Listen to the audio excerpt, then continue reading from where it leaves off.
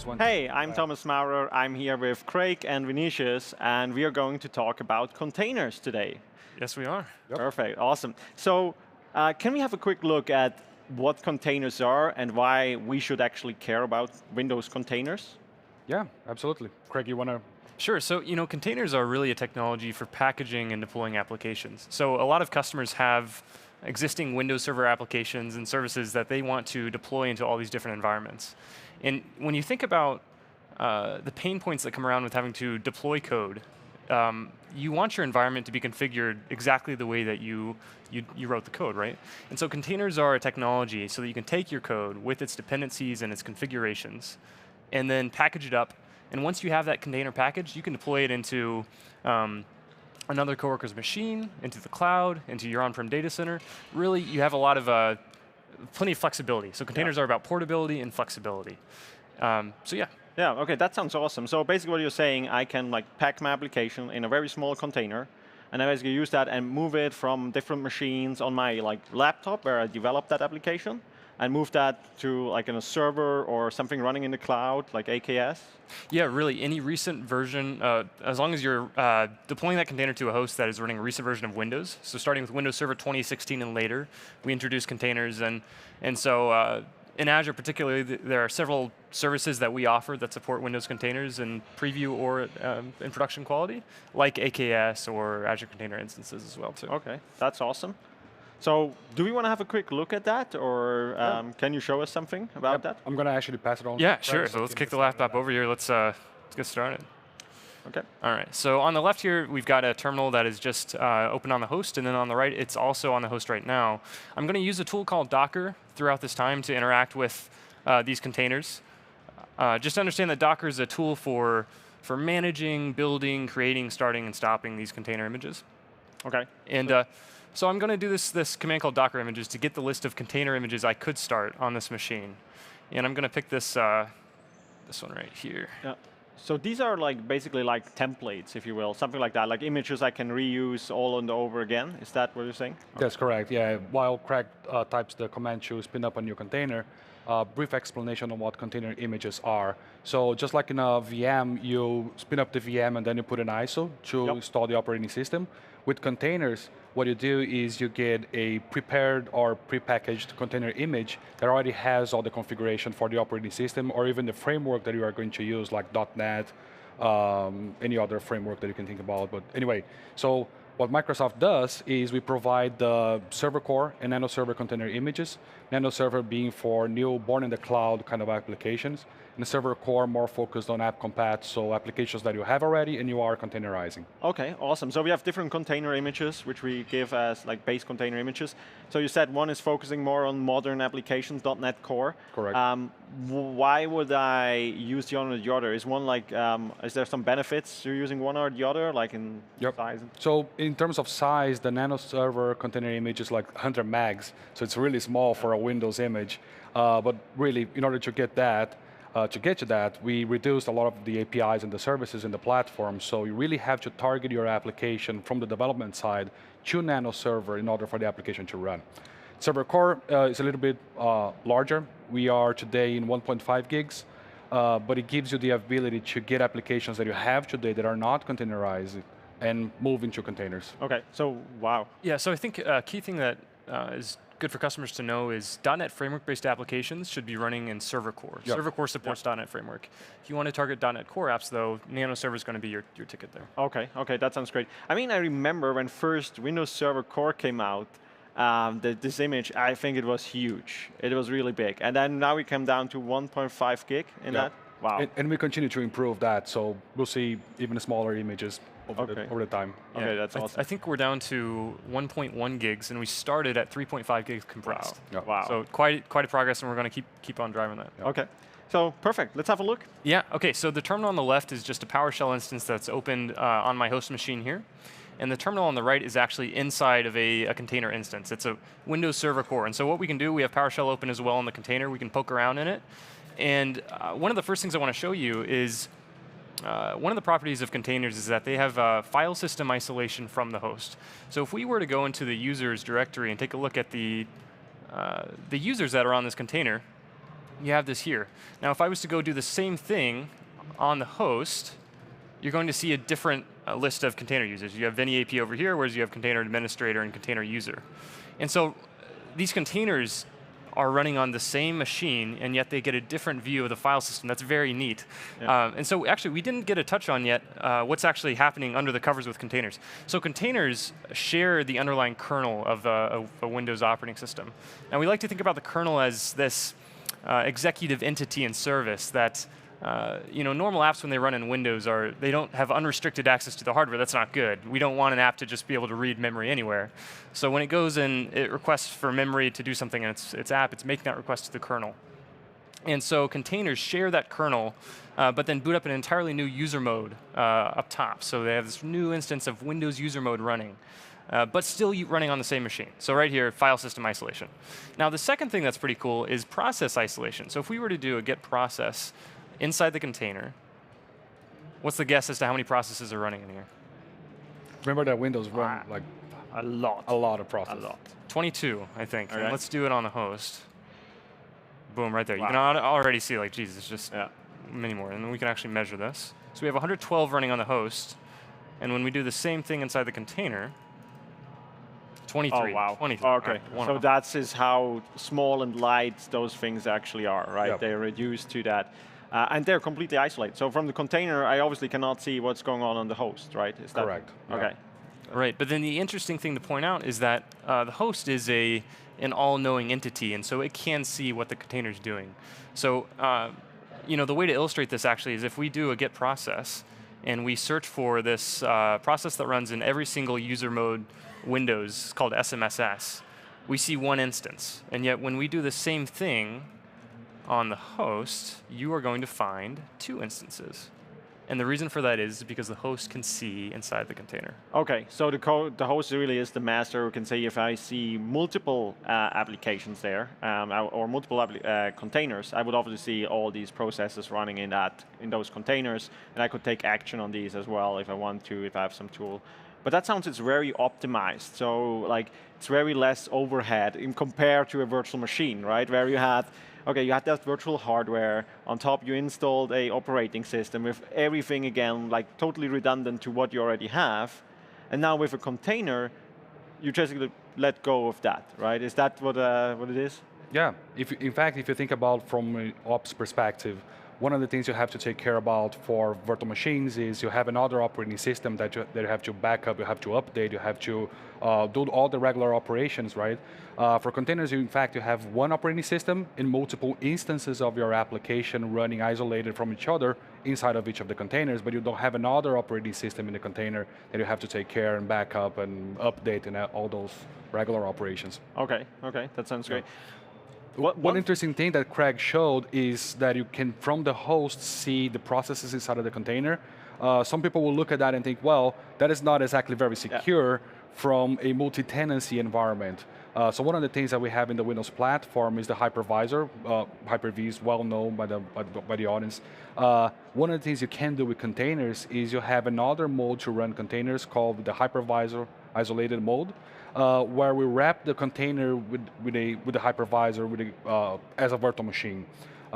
In that case, even the host can't see what's going on inside of the virtual machine, so it's really isolated from the hypervisor, more secure in another way for you to run your containers on top of Windows. Okay, yeah, that makes a lot of sense. There was just one thing I want to ask. Like, this sounds like I can do too much from the host, but with Hyper-V containers, it seems to be fine and protected, and we get that extra layer of isolation. That's correct. From a enterprise perspective, you can continue to run process isolated because it's all your applications. In a multi-tenancy environment, you probably want to use hypervisor isolated because then neither the host or the containers can see each other. Yeah. So now I see these base images, and I would now go out and see, okay, I want to have obviously my application in there. Would I now just go out, start up a container, and install an application in there, or what would I do? Like, how would I do that? Yeah, you want to take that? Yeah, sure. So containers are built from this thing called a Docker file, and you can think about a Docker file as a recipe that has a instruction by instruction how to build that container image. So as we talked about a little bit earlier with Nano Server and Server Core, the Windows Container team publishes out these base images, and that is the ground zero building block that you would use if you want to build an application. So you're going to, in your Docker file, you're going to say, I want to choose that base image, and then you start layering on instruction by instruction, adding your process, adding some sort of configuration file that you need, installing .NET Framework 4.7.1. And then once you've built that Docker file, it's really just a text file. Yep. You use Docker, you say Docker build, and you point it at that file, and it will spit out this container image. And then that is, if we were to look at Docker images here on the left, it would show up under this list. So here's an example, actually. Server Core IIS is an image that the IIS team at Microsoft publishes that is based off of the Windows Server Core image that we publish. Okay. So that's great too, because then I can obviously create my own container images, and we can talk a little bit about that in a bit. But I also have Microsoft and others creating already containers with the application in there, or the framework in there, or whatever I need. In that case, IIS. Yep. Yeah. So examples, we have images for the .NET Framework 4.7, .NET Core, IIS, WCF, ASP.NET. The list goes on. So because we recognize that customers are going to be doing this. We want to help them avoid reinventing the wheel, so we'll just publish it for you. Yeah. In our session tomorrow, we'll be showing a little bit more how to create your own Docker file for your application, how to take an existing application and containerize that. Okay, so make sure, so everyone basically who wants to know more about this and how to get started with that they come to your session tomorrow. It's tomorrow at 2:15. Okay, yeah. So let's say now we have that container, and it seems to be like a very small thing, right? I have the base image, I have then my layers on top of it, as described. Now I want to move on. I don't want to run that obviously on my machine here, right? I want to test it here on my machine, but what can I basically go out and how do I get it to a server? Do I use a USB stick and copy it on it, or what am I going to do? Yeah, so different than VMs, you don't pass the VHD or the VM image around.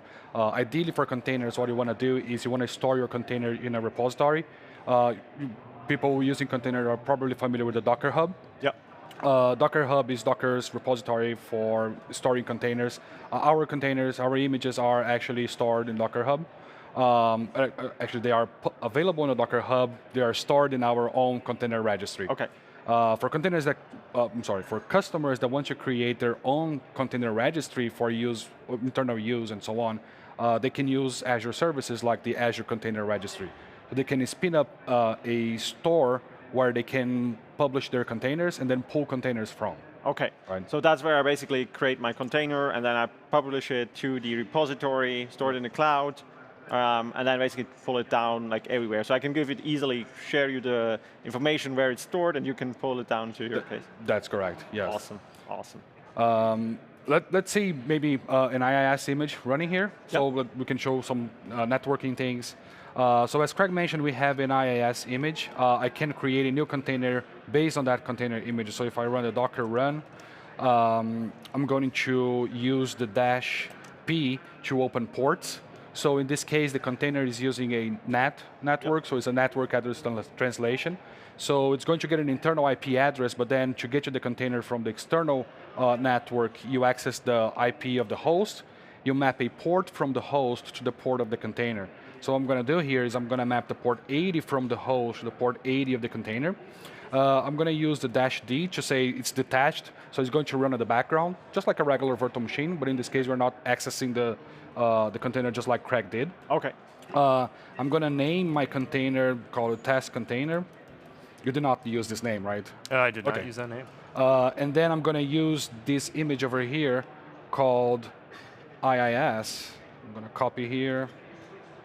And then I'm going to use, where is the tag over here? So it's the LTSC 2019. And there you go. In just a second, it should be up and running. So if I want to use a Docker PS, which is the command that shows me what are the commands that are running here, the containers that are running here, we have the first one. Docker gives you a funny name, and we have the test container because I gave a proper name for this container. Now, in order to test this, let's go ahead and get the IP address of this host. And let's see if everything goes right. they should have an IIS, just like a regular virtual machine, but in this case, it's in a container. Yeah. So you saw we actually spun up the container really fast compared to a virtual machine. So hammering on that point, like he just brought up an instance of IIS without having to configure the actual host. In a matter of 2 seconds, that container booted is just phenomenal. Yeah, I was just thinking if I would do that in a with a virtual machine until I started the virtual machine and attached the ISO, you're probably already done spinning that IIS image up. No, that's fantastic. And I saw you running that now in a virtual machine running in Azure, right? You're running on top of a virtual machine on Azure. I obviously can also run it in a virtual machine in my data center if I want to. But what if I don't want to care about the virtual machine? Is there also a Azure service or something where I can put it into? Yeah, the first Azure service is ACI, so the Azure Container Instance, where you can spin up a container. You give the container to Azure, Azure will run the container for you, and that's it. Yeah. Now, the next step is, I have a complex application. It's a multi-tier application. The tiers will scale up and down separately and independently. I have to deal with load balancing, failover, update domain, upgrade domain, all those regular operations for the applications. How do I orchestrate my multiple container application? And that's where Kubernetes comes in. And at Microsoft, we have the Azure Kubernetes service, which is another option for customers who want to not have to deal with all the Kubernetes infrastructure. They can use the managed Kubernetes service from Microsoft. Okay, that's awesome. Yeah, that was one of the next points I have. I mean, putting up one container, that's fantastic, right? But usually our applications are like multiple servers, multiple processes, multiple applications with a back end and like a front end and some application systems. So how would I basically do that now? I have those different container images. Is there a way to describe that application, or how would I do that? Yep. Yeah, sure. So actually, you're hitting on a really good point, which is that in reality, for production applications, it's not just going to be a single container. You have multiple tiers usually. And so what you want to do is containerize those individual tiers, and you're going to use a thing called an orchestrator to describe that deployment. And so Kubernetes has emerged as the de facto orchestrator, and Windows containers as of Kubernetes version 1.14 is stable. So Kubernetes now supports Windows containers. Awesome, awesome. I see we got a questions from the audience. And by the way, if you have questions, go to aka.ms/ignite. There you can basically ask us questions and it will show up here, and I can ask these gentlemen some interesting questions about Windows containers. So Steve has a question, and he asks 5 GB for a container image is huge compared to other containers that I manage. Is there a way to make it smaller? Yeah, the team has been working on that. Craig, you want to? Yeah, so I think the first thing that you got to keep in mind is you want to pick, Steve, the image that's going to make sense for you. Yep. So we have options with NanoServer being really small at 100 megabytes for starters, and then server core is at 1 gig. But when you do layer on things like the .NET framework, it does start to grow. And so, Steve, I think the key thing is try and pick the base image that does work for you. Unfortunately, with server core, it's you're kind of stuck with what we give you right now. So, but the good thing is you mentioned that layering thing. So if I have now multiple containers based on the same base image, it sounds funny, but then I don't need to store 5 gigs or whatever the size of the base container image is all the time. It's just the layers on top, if I understand that correctly. Is that correct? Yeah. No, go ahead. Yeah, sure. So another great property of containers is that they are layered, and so you do avoid the duplication of layers where, say, so Vinicius has built an IIS application. Say I come along and I use pretty much the same layers that he used, except I add an additional layer to some sort of file or something. Yeah. Those layers are still stored on your host without duplicating the unnecessary layer. So it only adds that little layer of my 1 megabyte edition or something like that. Okay, that's awesome. And even the pull will be only for the layers that you actually need. We won't pull all the other layers. Yeah, that don't exist already on your machine. Okay, so that's awesome. That sounds like good. The good news is that with these container images, after you pull down that image onto, say, a VM in Azure, you only have to pay for that pull time once. Okay. And every time after you fire up containers, it's using those cached layers. Okay, so that's what I like about the container stuff. And I first saw it, there's a lot of magic behind the scenes, like duplication, like the processes, memory sharing, storage sharing with the layers and things like that.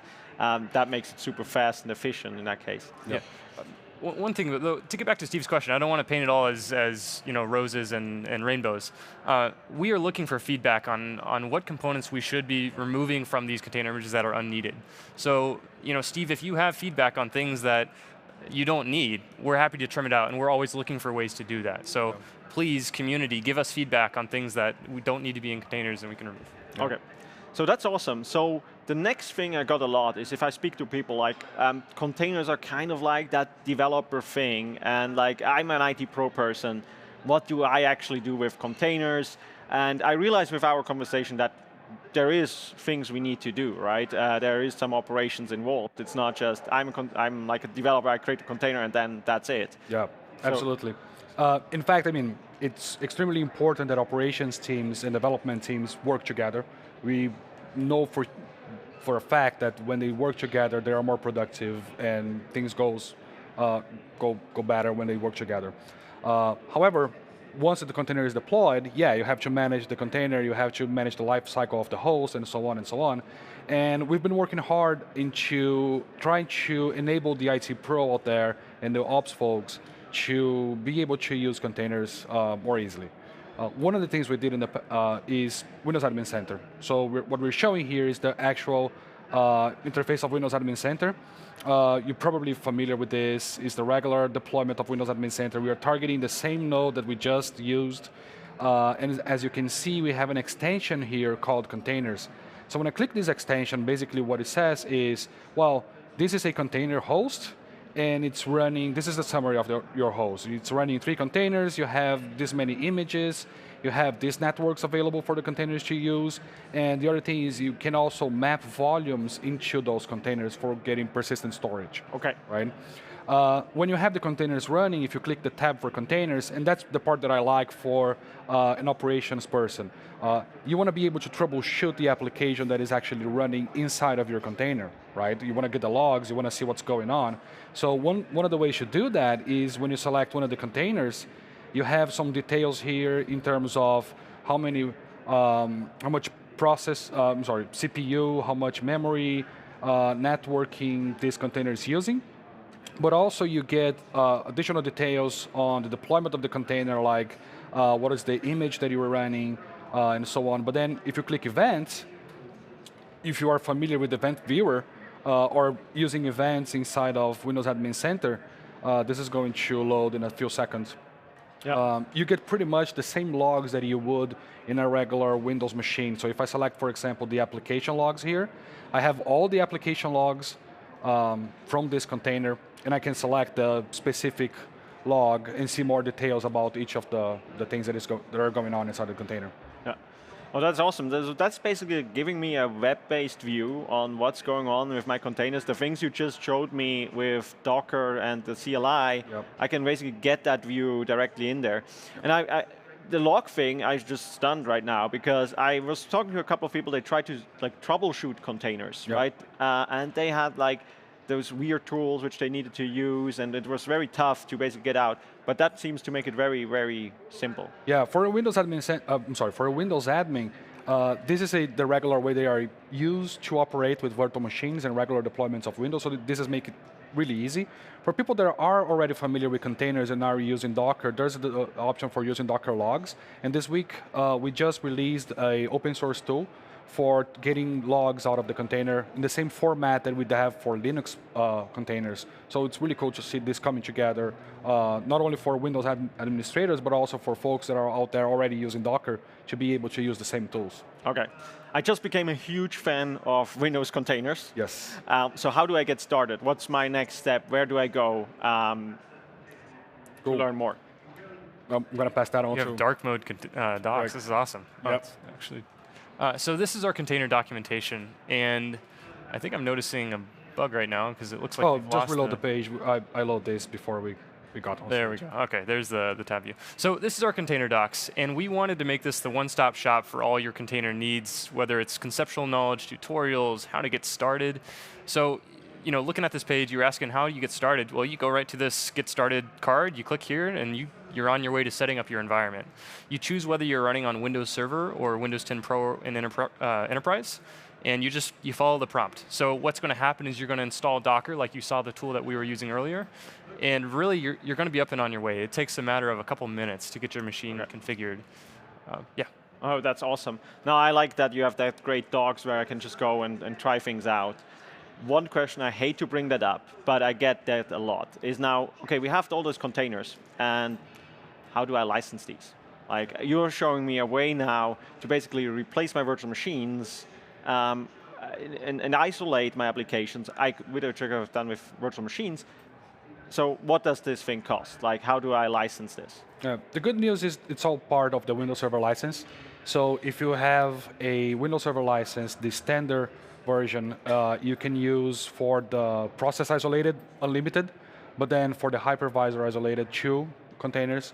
If you have data center, it's unlimited for both. Okay, okay, that's awesome.